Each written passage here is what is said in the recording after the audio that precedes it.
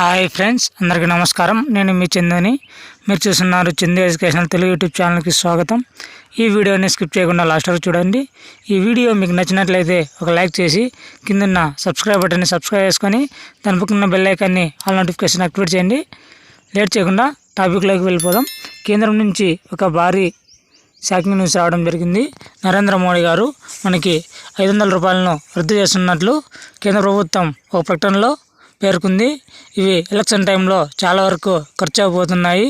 అంతేకాకుండా ఈ కొత్త నోట్లకు సంబంధించి 500 రూపాయల నోట్లు అనేవి కొత్తగా ప్రింటింగ్ అనేది చేయడం జరుగుతుంది. అందువల్ల ఈ 500 రూపాయలు రద్దు చేయడం జరుగుతుంది.